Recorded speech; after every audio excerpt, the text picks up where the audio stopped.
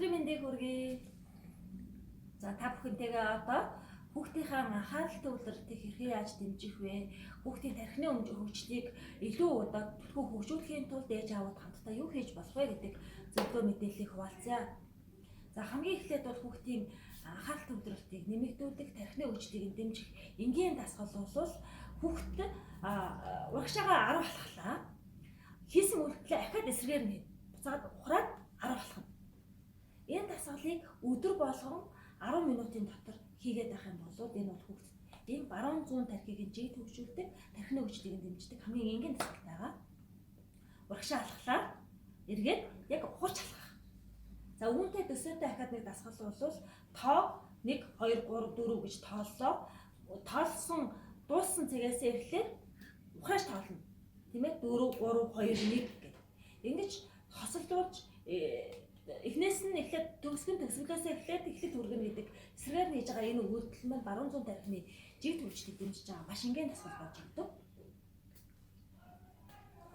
За мөн дараад нь болохоор хүүхдийн одоо анхаарал төвлөрөлт, анхаарлын хуваалцалтыг дэмждэг дасгал бол өөрөө өөртөөгөө хайч чулууж даавууж тоглох тоглоом. Хайч чулуу даав. Өөрөөр хэлбэл хоёр гарыг тусад нь өөр үйлдэл хийлгэж байгаагаараа хүүхдийн тарих анхаарал төвлөрөлтөд хуваарлуулж ажиллаж чаддаг. Хайч чулуу дав. Хайч чулуу дав гэдэг ингээд нэг хүний хоёр гар хоёр өөр үйлдэл хийдэг байх нь чухал. Бидний одоо мөн нөгөө нэг хуруудаж тоглох тоглоомыг бас үн дээр ажиглаж болно. Өөрөөр хэлбэл баруун гар зүүн гараа дийлэх хэрэгтэй эхний хэлжинд. Баруун гар зүүн гараа дийлэх хэрэгтэй тийм ээ. Тэгэхээр одоо хоёр хуруудлаа ингээд тэгэхээр баруун гар зүүн гараа дийлсэн тийм ээ. За одоо ахаад дасгал хий. Баруун гар зүүн гараа дийлэх хэрэгтэй. Ингээд тэгэхээр ингээд ижлэг хуруу гаргаад байгааз. Тэгэхээр сүүлдээ энэ тарих сайн ажиллаад анхаарал төвлөрөлтөд хуваарлаад эхлэхээр баруун гар зүүн гарыг хоёр өөр үйлдэл хийлгэж чаддаг болох. Энэ нь анхаарал төвлөрөлтийг дэмжиж байгаа анхаарал төвлөрөлтийг хуваарлах хүүхдийг илүү ухаалаг шийдвэр гаргадаг болоход нь нөлөөлөх энгийн дасгалууд байгаа. За дараагийн 3 дугаар тайлбарлах дасгал бол уншиж сурсан хүүхдүүдтэй дийлэнхтэй хэрэглэгддэг. Одоо миний гарт өнгөөр бичсэн үгүүд байна тийм ээ. Өнгөөр бичсэн. За эхний ээлжинд болохоор энэ бичигдсэн байгаа үгсийг үгийг уншихгүй өнгийг унших.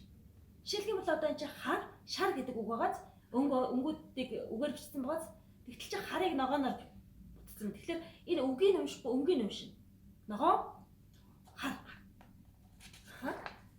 Шар ногоо. За дараагийн дасгал нь болохоор дараагийн ээлжинд болохоор өнгийг уншихгүй үгийг уншина. Хар, шар, цагаан, улаан. Ингэж ажилласнараа мөн хүүхдийн анхаарал төвлөрөлтөд хуваарлах, анхаарал төвлөрөлтийг дэмждэг бас нэг энгийн дасгал байгаа. За дараагийн зөвлөж байгаа анхаарал төвлөрөлтийг дэмжих, ажиглах чадварыг сайжруулах бас нэгэн дасгал бол ном дээр ажиллах дасгал байна. За энэ номыг би сонгож авсан. Энэ хайлтын ном гэж байдаг. За энэ хайлтын номон дээр маш олон төрлийн зургууд байгаа. Энэ манай энэ ном бол одоо ерөнхийдөө 3-4 настай, 2 нас хагастайгаас 4 нас хүртэл хүүхдүүдэд маш тохиромжтой. Ээж аав эндээс ямар даалгавар өгөх вэ гэхлээр за эндээс нэг одоо шат болтойтой эмэгтэйг олоодог. Тэгээд даалгавар өгч. Тэгэхээр хүүхэд энэ зурган дээр ажилласаар байгаа, тайсаар байгаа. Энд байна гэдээ олоодог. Энийг зарцуулах хугацаа нь эхний ээлжинд бол нэлээд удаан байдаг.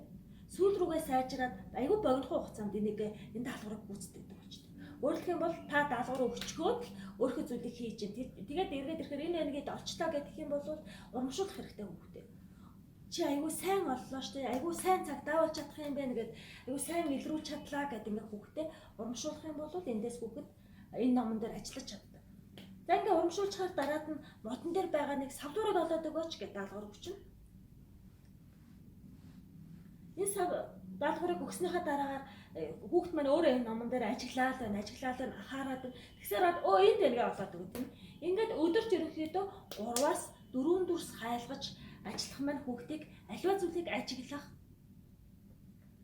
өөрчлөгдсөн байдал, ялгаатай байдлыг анзаардаг болох аливаа зүйлд тодорхой хэмжээнд анхаарлаа төвлөрүүлж чаддаг байлгах энэ энгийн маш тохиромжтой дасгал энэ номоор дамжуулж олгогдож байгаа. За энэ мөн бас хайлтын ном байна. Энэ хайлтын ном нь болохоор саяны хайлтын номыг бодвол илүү одоо энэ шигүү яг зураглал ихтэй байгаа. Энэ зураглал ихтэй байгаа нь юу илэрхийлж байгаа юм бэ гэхээр нас нь арай том 5 настай, 6 настай, 7 настай хүүхдүүд ажиллах боломжтой.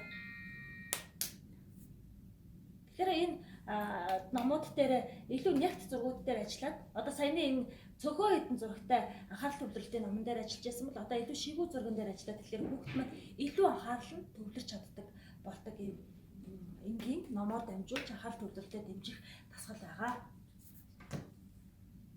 За ингээд та бүхэндээ хүүхдийнхээ анхаарал төвлөрөлтийг дэмжих энгийн асуудлуудыг тайлбарлалаа. Та бүхэнд хэрэгцээтэй мэдхийг хүссэн зүйлсүүд байвал манай дээр комент бичээд үлдээгээрэй. Би дараагийнхаа мэдээллийг хүргэх болно.